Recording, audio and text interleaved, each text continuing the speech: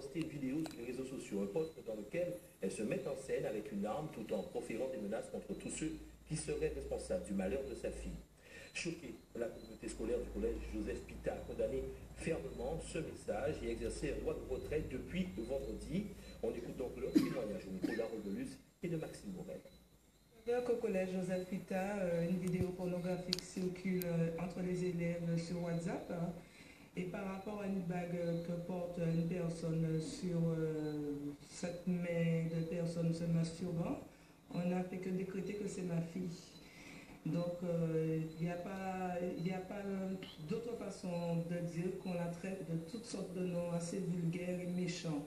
Ce qui a fait que ça portait à tête à sa vie privée et puis elle a voulu se suicider en tout cas. En tant que mère, je dis ça très péniblement. C'est vraiment pénible parce que dernièrement, je sais qu'il y a eu un reportage qui a été fait et que la principale du collège a signalé que j'ai dit que mon enfant était suicidaire alors que je n'ai jamais dit ça.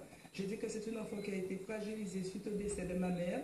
Donc ça fait que le collège fait que porter des paroles mensongères, ce qui appuie encore plus au fond de nous de la souffrance et de la méfiance au niveau de l'éducation nationale. Donc nous nous demandons exactement qu'est-ce que le rectorat fait pour agir, qu'est-ce qu'il attend pour réagir. Tous mes amis se sont mis à dos de moi.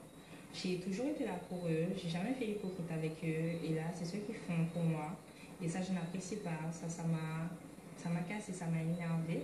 Il refuse de me croire, il dit justement me connaître, mais en fait c'est pas vrai parce que s'il me connaissait, ils auraient vu que c'est pas moi.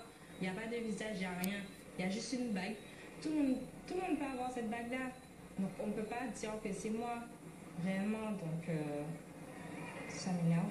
Ces temps-ci, je ne vais pas à l'école justement à cause de ces problèmes-là, mais je refuse d'y aller justement parce que je ne veux pas affronter le regard des gens.